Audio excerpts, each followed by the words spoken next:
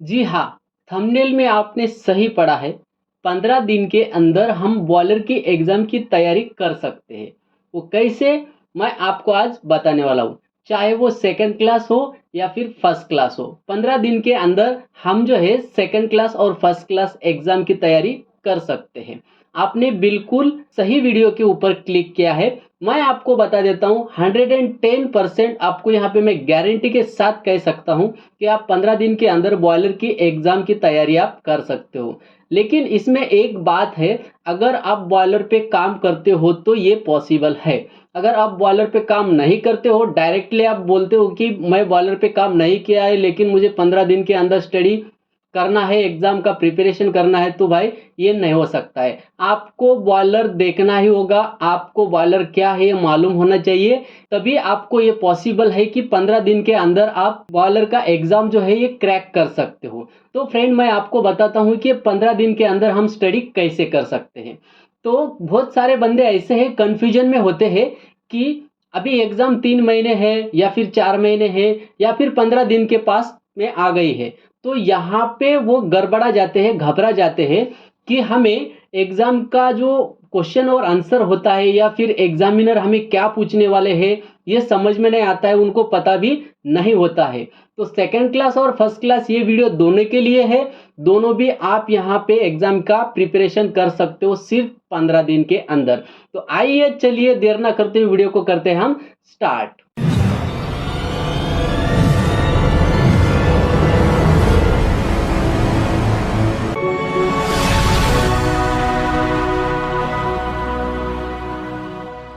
Hello friend, power plant technical knowledge में आपका स्वागत है। पावर प्लांट टेक नॉलेज को जुड़े रहने के लिए चैनल को सब्सक्राइब करो और बेल आइकन को प्रेस करो ताकि ऐसे ही हमारा वीडियो आपके पास जल्दी से जल्दी पहुंच सके।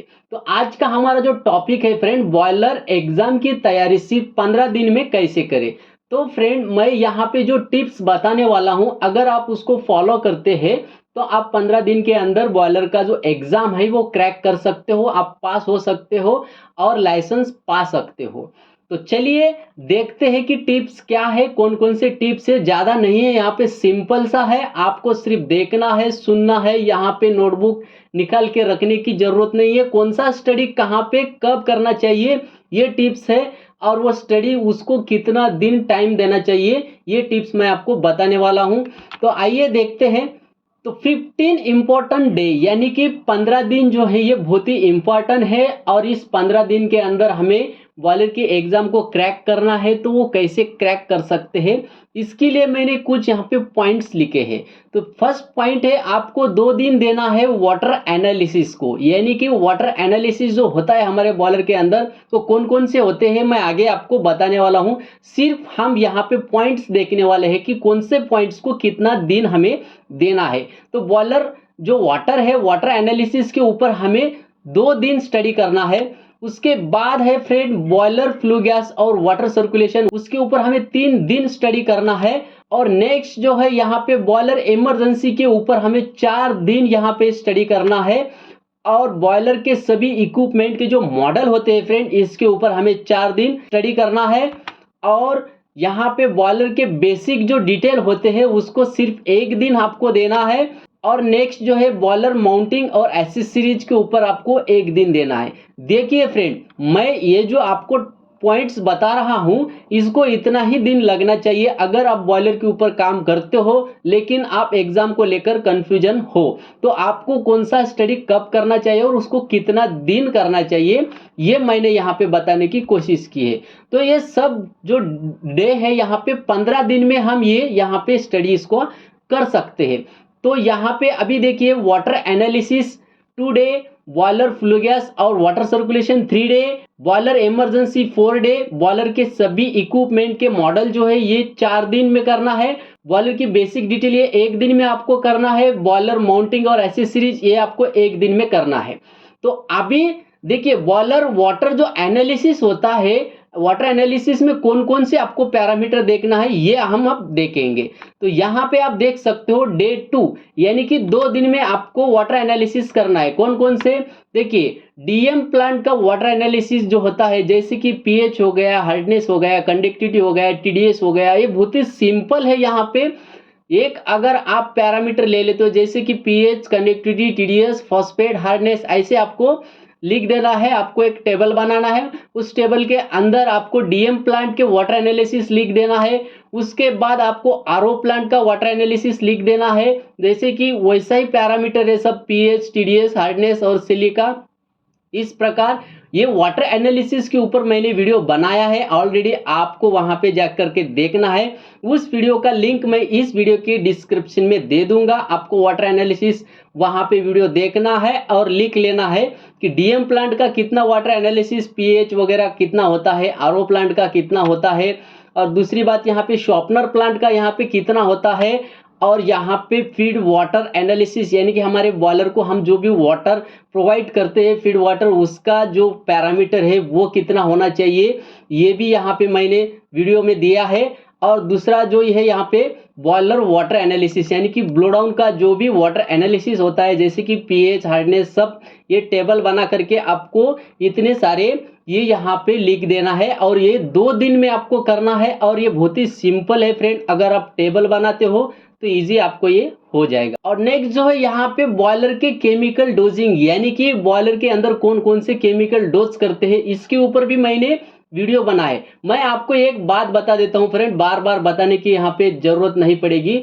मैं जो भी अभी आपको टॉपिक बताने वाला हूँ, इन टॉपिक के ऊपर, सब टॉपिक के ऊपर मैंने वीडियो बनाया है। आप हमारे क्वेश्चन और आंसर की सीरीज में भी जाकर के देख सकते हो। और दूसरा बॉयलर वाटर एनालिसिस, ये सब प्रकार के वाटर सर्कुलेशन क्या है, ये सब प्रकार मैंने जो भी आपको जितने पॉइंट बताया है उस सब पॉइंट के ऊपर मैंने ऑलरेडी वीडियो बना चुका हूं, आप जाकर के वो वीडियो देख सकते हो।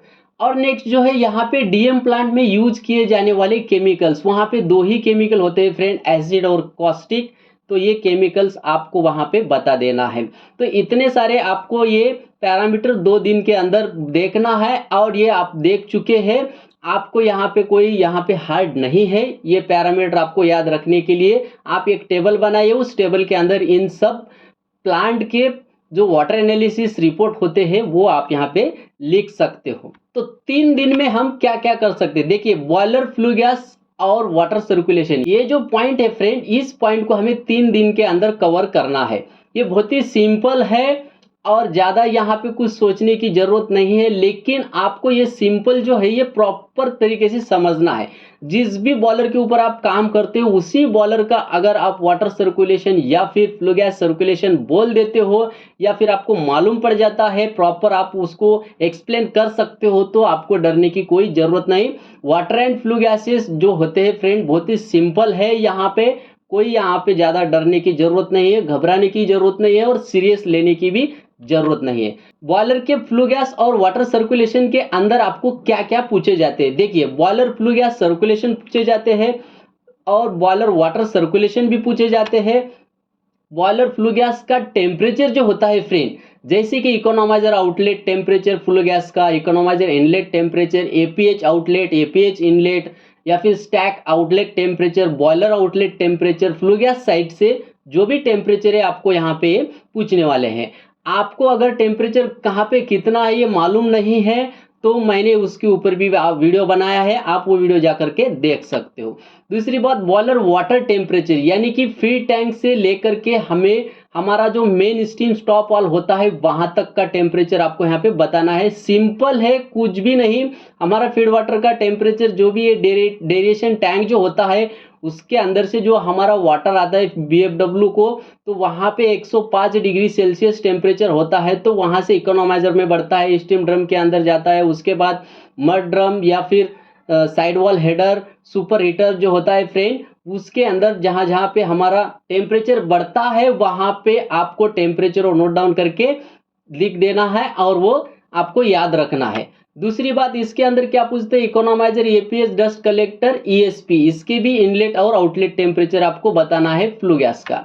उसके बाद फ्रेंड 4 डे यानी कि 4 दिन में आपको कौन सा स्टडी करना है। देखिए यहाँ पे बॉयलर इमरजेंसी, ये बहुत ही इंपॉर्टेंट है फ्रेंड, ये आपको आप 100% ये यहाँ पे आपको इसका स्टडी करना ही करना है। इसके अंदर आपको कंजूसी नहीं करना है, आप यहाँ पे ये जो है बॉयलर इमरजेंसी इसको सीरियस होकर के स्टडी करना है, क्योंकि फ्रेंड ये सेकंड क्लास हो या फिर फर्स्ट क्लास हो, ये क्वेश्चन पूछते हैं एग्जामिनर आपको। एक ना एक क्वेश्चन तो आपको 110% पूछने वाले हैं, मैं लिख करके दे सकता हूँ। तो इसके अंदर क्या पूछते हैं, इस बॉयलर इमरजेंसी के अंदर क्या क्या पूछ सकते हैं, only water level low, temperature high या फिर लो, या फिर प्रेशर हाई या फिर लो। यानी कि हमारे बॉयलर के अंदर क्या होता है, क्रिटिकल क्या होता है, वाटर लेवल है, टेम्परेचर है और स्टीम प्रेशर है। अगर स्टीम प्रेशर बढ़ जाता है तो वो हमारे लिए क्रिटिकल हो जाता है, स्टीम टेम्परेचर बढ़ जाता है, हाई हो जाता है तो हमारे लिए वो भी क्रिटिकल है, और वाटर लेवल लो हो जाती है तो वो भी क्रिटिकल है। और ये 3 पॉइंट जो है ये बॉयलर इमरजेंसी के अंदर आती है। तो अभी कौन कौन से क्वेश्चन पूछे जाते हैं थोड़े से हम देख लेते हैं। अगर फीड वाटर पंप ट्रिप हो गया तो क्या करोगे, देखिए इस टाइप क्वेश्चन आपको पूछे जाते हैं एग्जामिनर। तो किस प्रकार से आप ये सिचुएशन हैंडल कर सकते हो, ऐसे आपको ये पूछे जाते हैं। तो ये जो क्वेश्चन और आंसर है फ्रेंड, इसका मैंने ऑलरेडी सीरीज बनाया है 1 से लेके 21, यानी कि 21 वीडियो यहाँ पे बन गए हैं। आप हमारे क्वेश्चन और आंसर की प्लेलिस्ट में जाकर के देख सकते हो। दूसरा क्वेश्चन यहाँ पे जो इंपॉर्टेंट क्वेश्चन है, यहाँ पे वही क्वेश्चन मैंने आपको बताने की कोशिश की है। क्वेश्चन तो बहुत सारे हैं, लेकिन जो आपको पॉसिबल है 110% वही क्वेश्चन यहाँ पे मैंने आपको बताया है। अगर बॉयलर वाटर लेवल डाउन हो गई तो क्या करोगे, देखिए बॉयलर के वाटर लेवल के ऊपर ही आपको क्वेश्चन पूछे जाते हैं। तो यहाँ पे देखिए, अगर अचानक से प्रेशर बढ़ जाता है आपका बॉयलर का तो वहां पे आप क्या करोगे। तो ये ऐसी क्रिटिकल सिचुएशन हैंडल आप कैसे करते हो, इसके ऊपर आपको ज्यादा क्वेश्चन पूछा जाता है। दूसरा जो क्वेश्चन है, फीड वाटर चालू है लेकिन वाटर लेवल नहीं बढ़ रही है तो क्या करोगे। देखिए ये कैसा क्रिटिकल क्वेश्चन है, फीड वाटर तो है लेकिन फीड वाटर होने के बाद भी आपका लेवल जो है बॉयलर का नहीं बढ़ रहा है, तो उस समय आप क्या करोगे। ऐसे भी क्वेश्चन आपको पूछे जाते हैं। तो यहाँ पे अगर सुपर हीटर स्टीम का टेम्परेचर बढ़ रहा है, कंट्रोल नहीं हो रहा है, तो आप क्या करोगे। ये ऐसे क्वेश्चन आपको पूछते हैं। और लास्ट क्वेश्चन जो है, रनिंग बॉयलर में वाटर लेवल खत्म हो गई है तो क्या करोगे। देखिए फ्रेंड, ये जो क्रिटिकल क्वेश्चन है, ये क्वेश्चन आपको 110% पूछने वाले हैं। अगर आपको ये क्वेश्चन का आंसर चाहिए तो हमारे 1 से लेके 21 तक वीडियो जो है उसमें आपको ये मिल जाएंगे, आपको ज्यादा घबराने की जरूरत नहीं। और इन क्वेश्चन को आपको जो स्टडी करना है, 4 दिन स्टडी करना है। 4 दिन में आप सब वीडियो देख सकते हो, या फिर आपके बॉलर अटेंडेंट जो भी है वहां पे शिफ्ट इंचार्ज जो भी है उनसे आप डिस्कस कर सकते हो। मैक्सिमम आप डिस्कस करो, यहाँ पे लिखने की कोई जरूरत नहीं है। आप जितना डिस्कस करोगे उतना ही आपका जो ब्रेन है वो फ्रेश होता जाएगा, उसके ब्रेन के अंदर ये क्वेश्चन और आंसर फिट होते जाएंगे। जैसे हम मूवी देखते हैं उसी प्रकार आपको ये क्वेश्चन और आंसर देखना है, लिखना नहीं है, डिस्कस करना है ओनली आपके सीनियर से। तो दूसरा जो 4 डे है, हमें उस 4 डे के अंदर क्या करना है। देखिए फ्रेंड, बॉयलर के सभी इक्विपमेंट के मॉडल, यानी कि बॉयलर के अंदर जो मॉडल होते हैं, जैसे कि सेफ्टी वाल हो गया, बहुत सारे वाल है, बॉयलर के अलग अलग टाइप है। तो वो जो टाइप है आपको यहाँ पे देखते ही पहचानने में आ जाना चाहिए। बॉयलर मॉडल के ऊपर मैंने वीडियो बनाया है, आपको घबराने की कोई जरूरत नहीं है। बॉयलर एग्जाम में जो भी मॉडल दिखाते हैं उसी मॉडल के ऊपर मैंने वीडियो बनाया है, आप जा करके देख सकते हो। तो मॉडल में क्या क्या है, देखिए यहाँ पे कुछ मॉडल यहाँ पे बताने की कोशिश की। ये जो मॉडल है ये क्या है, देखिए ये बॉयलर है, यहाँ पे 3D में देखिए आप पिक्चर। तो ये बॉयलर है, ये बॉयलर कौन सा है, बैककॉक एंड विलकॉक्स बॉयलर, यानी कि ये जो है क्रॉस टू बॉयलर है। आपको इस प्रकार मॉडल बताते हैं तो आपको वहां पे बताना है बैककॉक एंड विलकॉक्स बॉयलर, आपको ये बोल देना है। ये बॉयलर जो होते हैं फ्रेंड, वहां पे मॉडल होते हैं इन बॉयलर का, और आपको देखते ही पहचानना होता है कि ये बॉयलर जैसे आपको बताते हैं तो वहां पे आपको बोल देना है बैककॉक एंड विलकॉक्स बॉयलर है। इसका फ्लू गैस सर्कुलेशन भी आपको पूछ सकते हैं, तो इसका फ्लू गैस सर्कुलेशन का मैंने वीडियो बनाया है, आप वो जाकर के देख सकते हो। तो यहाँ पे दूसरा मॉडल जो है फ्रेंड, देखिए इस प्रकार आपको वाल बताया जाता है। तो ये वाल को देखते ही आपको पहचानना है, नाम बोल देना है। आप यहाँ पे देख सकते हो 3D में कुछ इस प्रकार वाल होता है हमारे बॉयलर के ऊपर। हम इसको आईबीडी वॉल ब्लोडाउन बोलते हैं, यानी कि जो इंटरमीडिएट ब्लोडाउन होता है आईबीडी, वो वॉल यहाँ पे ये होती है। इसका नाम जो है रैचिड एंड पिनियन वॉल है, तो हम इसको मोस्टली आईबीडी करके बोलते हैं, क्योंकि हम ये ब्लोडाउन जो वॉल है, इस ब्लोडाउन वॉल से हमारा जो बॉयलर का अंदर का इम्प्यूरिटीज होता है वो बाहर निकालता है, यानी कि हमारे वाटर पैरामीटर जो डिस्टर्ब हो जाते हैं, हायर साइड में चले जाते हैं, तो हम जब आईबीडी ब्लोडाउन देते हैं, इंटरमीडिएट ब्लोडाउन वॉल। तो यहाँ पे देखिए फ्रेंड, ये जो मॉडल है एग्जाम में बताए गए मॉडल है, ये एग्जाम में पूछे गए मॉडल है।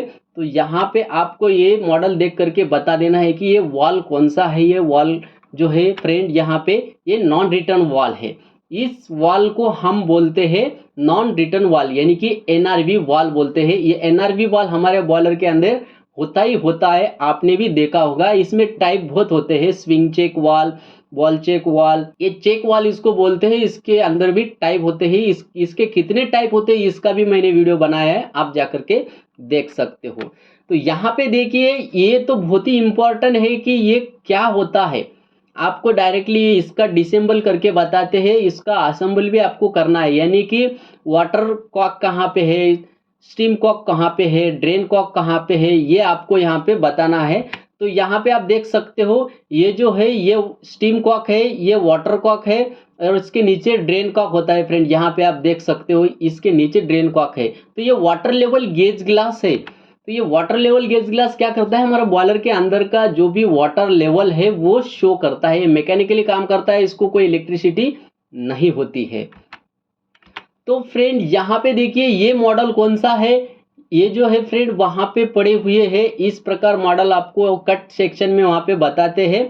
तो यहाँ पे आप 3D में देख सकते हो, ये मोबरी है, यानी कि हमारा जो बॉयलर का वाटर लेवल कंट्रोलर होता है लो प्रेशर बॉयलर को, तो ये मोबरी वॉल है। इसको हम मोबरी बोल सकते हैं, वाटर लेवल कंट्रोल बोल सकते हैं। तो यहाँ पे इस प्रकार आपको मॉडल देख करके पहचानना है और बोल देना है कि ये मोबरी वाटर लेवल कंट्रोलर है। तो यहाँ पे देखिए, ये क्या है, इस प्रकार ये कट सेक्शन में आपको बताया जाता है। इसके अंदर स्प्रिंग है, तो ये सेफ्टी वाल है फ्रेंड, आप यहाँ पे देख सकते हो, ये स्प्रिंग लोडेड सेफ्टी वाल है। इसके अंदर आपको स्प्रिंग दिखती है, तो ये स्प्रिंग लोडेड सेफ्टी वाल है। मॉडल के ऊपर बहुत ही अच्छे से मैंने वीडियो बनाया है, उस वीडियो का लिंक मैं डिस्क्रिप्शन में दे दूंगा, आप जा करके देख सकते हो। तो फ्रेंड यहाँ पे इसको आपको बताना है कि स्प्रिंग लोडेड सेफ्टी वाल है। तो यहाँ पे देखिए फ्रेंड, ये जो है ये स्टीम ट्रैप है। ये स्टीम ट्रैप के अंदर आप फंस जाते हो। कुछ कुछ बंदे यहाँ पे स्टीम ट्रैप के अंदर स्ट्रेनर, यानी कि यहाँ पे जाली देखते हैं और फंस जाते, बोलते कि ये स्ट्रेनर है। नहीं फ्रेंड, ये जो है ये टीडी है, थर्मोडायनामिक स्टीम ट्रैप है। इसके अंदर स्ट्रेनर होता है। स्टीम जो है फ्रेंड यहाँ पे फिल्टर होकर के आती है इस सीट के अंदर। तो ये 3D में आप देख सकते हो, आप देखे भी होंगे कि ये ट्रैप कौन सा है। ये टीडी ट्रैप यानी कि थर्मोडायनामिक ट्रैप है। तो ये ट्रैप मोस्टली हमारी स्टीम लाइन को बिठाए जाते हैं कंडेंसेट रिमूव करने के लिए। इस प्रकार आपको मॉडल बताए जाते हैं और वहां पे आपको पहचानना है।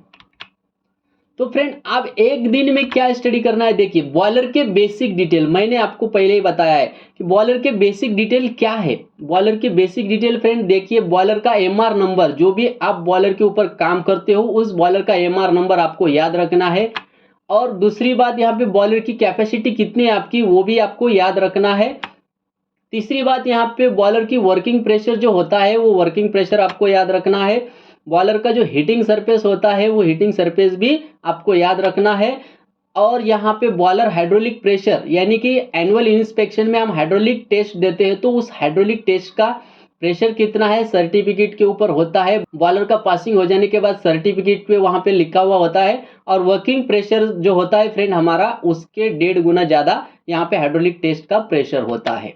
तो यहाँ पे देखिए बॉयलर टाइप, यानी कि वाटर ट्यूब है या फिर फायर ट्यूब है या फिर water tube plus fire tube, उसको हम कॉम्बी पैक बॉयलर भी बोल सकते हैं। वो कौन सा बॉयलर है आपको यहाँ पे ध्यान रखना है। ये एक दिन का ही है फ्रेंड, और आप डेली यहाँ पे काम करते हो तो आपको इनमें से 110% 90% तो आपको मालूम ही होगा। तो यहाँ पे ज्यादा घबराने की कोई जरूरत नहीं। बॉयलर का सुपर हीटर, अगर आपका सुपर हीटर है बॉयलर, तो वहां पे उसका टेम्परेचर आपको बता देना है। और यहाँ पे मैंने देखिए कहाँ कैसे लिखा है, 450 प्लस माइनस 10 डिग्री सेल्सियस आपको ऐसा बताना है। वो सर्टिफिकेट के ऊपर आपको मिल जाएगा। फॉर एग्जाम्पल के लिए मैंने ये पैरामीटर बताया, आपका जो भी पैरामीटर है बॉयलर का वो पैरामीटर यहाँ पे आप रख सकते हो। यहाँ पे एक दिन में और आपको क्या स्टडी करना है, देखिए बॉयलर माउंटिंग और एसेसरीज, ये जो है फ्रेंड ये आपको फर्स्ट क्लास वालों को पूछ सकते हैं या फिर सेकंड क्लास वालों को भी पूछ सकते हैं, लेकिन इसका जो चांसेस है बहुत कम है। फिर भी मैं आपको यहाँ पे बता देता हूँ और बहुत ही ईजी है, क्या है माउंटिंग और क्या है एसेसरीज ये भी देख लेंगे।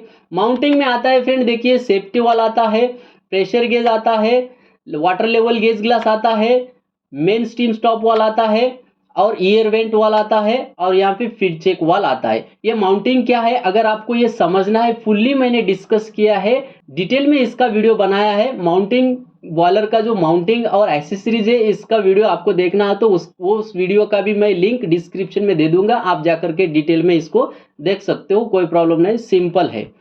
और एक्सेसरीज में क्या है, देखिए इकोनोमाइजर आता है, एक्सेसरीज में एपीएच आता है, आईडी फैन आता है, एफडी फैन आता है, मैकेनिकल डस्ट कलेक्टर आता है और ईएसपी आता है। इसके अंदर एक्सेसरीज के अंदर बहुत सारे इक्विपमेंट आ सकते हैं, लेकिन मैंने जो मेन है वो बताया है, चाहे तो आप कुछ भी वहां पे बता सकते हो। वो एसेसरी माउंटिंग और एसेसरीज वीडियो देख लो, आपको समझ में आ जाएगा कि एसेसरीज क्या है और माउंटिंग क्या है। तो फ्रेंड आपके लिए ये क्वेश्चन है, व्हाट इज दिस, यानी कि ये क्या है, आपको कमेंट में बताना है ये क्या है, यहाँ इसको हम कहाँ पे यूज करते हैं, इसका नाम आप कमेंट में बता दीजिए। तो होप फ्रेंड अगर आपको वीडियो अच्छा लगे तो हमारे चैनल को सब्सक्राइब करो और बेल आइकन को प्रेस करो ताकि ऐसी इंफॉर्मेटिव वीडियो आपके पास जल्दी से जल्दी पहुंच सके। तो मिलते हैं फ्रेंड अगली एक ऐसी नेक्स्ट इंफॉर्मेटिव वीडियो के साथ, तब तक के लिए जय हिंद।